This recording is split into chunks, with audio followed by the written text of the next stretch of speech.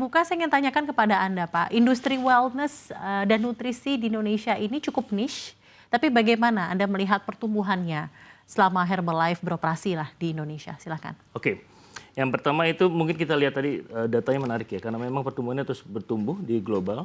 Di Indonesia pun juga kita dengan sekarang berapa? Kita 285 juta jiwa penduduk, itu juga sangat potensi sangat besar sekali. Kita lihat sebetulnya perkembangannya sangat tinggi pasca pandemi, terutama pasca COVID, di mana orang-orang itu semakin aware, semakin dengan gaya hidup sehat, jadi itu terus bertumbuh.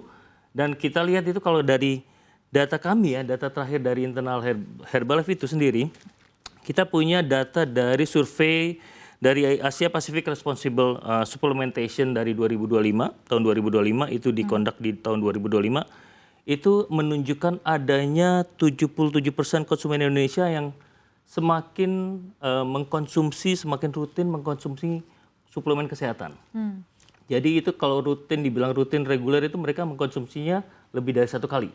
Jadi itu terus bertumbuh meningkat dari tahun-tahun sebelumnya. Dan 69% itu mengkonsumsi untuk kesehatan umum dan imunitas. Jadi itu sejalan tadi dengan betapa setelah pandemi, mereka semakin aware dengan kesehatan, mereka dengan gaya hidup sehat, itu mereka menambahkannya lagi dengan konsumsi suplemen kesehatan yang sudah jadi bagian dari gaya hidupnya sih. Baik, Gitu. Herbalife sendiri itu sudah berada di dunia ini dari Amerika ya Pak Iya. ya? Sudah lebih dari 40 tahun. Betul. Bagaimana pangsa pasar Indonesia untuk industri dan wellness menurut Anda sebagai Iya. perusahaan global, Bapak? Di global kita 40 tahun, di Indonesia pun kita sudah 27 tahun. Jadi sudah cukup sangat kuat di sini. Dan kita melihatnya itu bahwa pasarnya terus bertumbuh. Artinya bertumbuhnya dalam arti kita bisa melihat bahwa semakin banyak informasi-informasi tentang kesehatan yang ini juga sejalan dengan masuknya juga beberapa digitalisasi dan yang lainnya. Itu membawa kita kepada satu perilaku konsumen lagi sekarang yang semakin aware lagi dengan pertumbuhan kesehatan, pertumbuhan dunia kesehatan, gaya hidup sehat, juga dengan mereka bagaimana mereka bisa ada satu fenomena yang menurut saya sih cukup menarik kita perhatikan. Selain gaya hidup sehat itu tumbuh tinggi, juga mereka sekarang tadi kita lihat ada pertumbuhan desakan ekonomi dan yang lainnya, itu memunculkan satu fenomena teman-teman atau orang-orang masyarakat kita itu memiliki satu kegiatan yang lebih dari satu.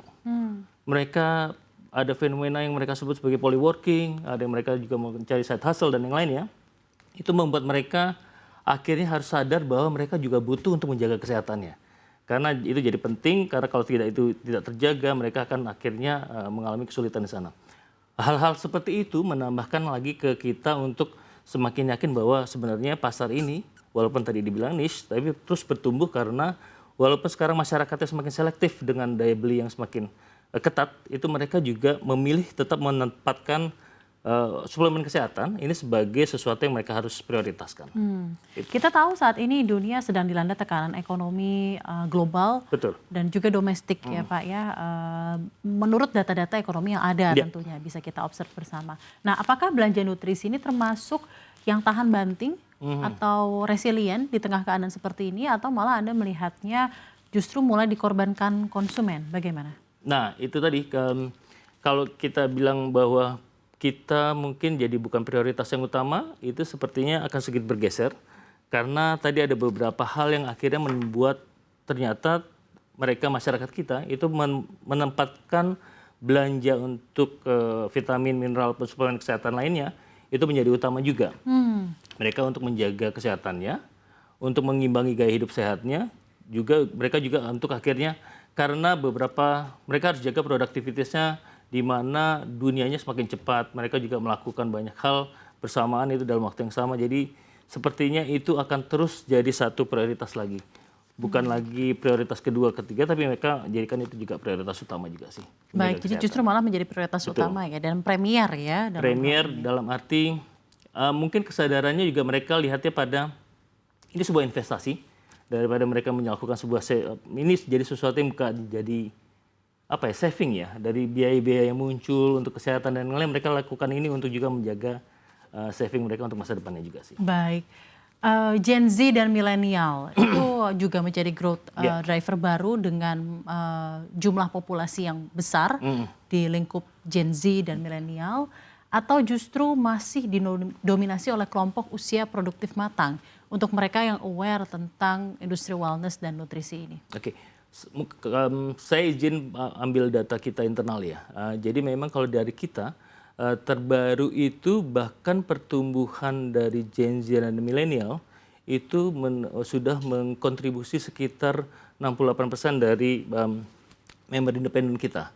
Jadi itu sejalan dengan juga kontribusi Gen Z dan milenial 50% di Indonesia, kita lebih tinggi, dan mereka memang masih sebagai faktor utama pendorong pertumbuhan.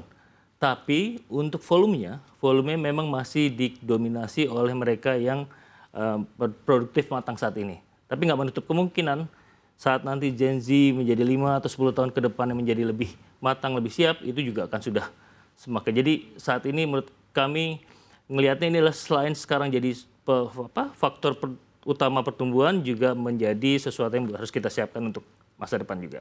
Baik, menurut Anda apa faktor yang menjadi hal yang sangat membedakan untuk pemain nutrisi di 2026?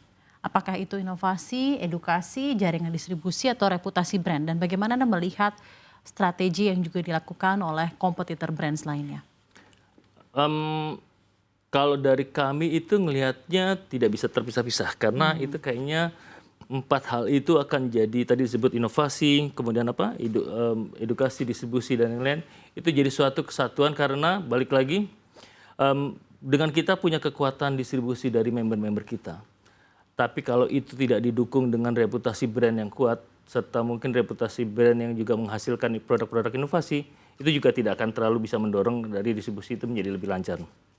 Tapi di satu sisi yang sama, kalau misalnya regulasinya itu tidak berjalan, itu mungkin industrinya ini jadi mungkin juga bukan jadi suatu pilihan dari para distributor kami. Jadi semuanya harus, menurut kami itu harus berjalan sejalan, dan itu sehingga industrinya menjadi lebih kuat, dan kita bisa melihat bahwa dampak dari ini bisa mendukung dari gaya hidup sehat dan ke Indonesia yang lebih sehat, itu akan jadi lebih nyata lah di kedepannya gitu ya.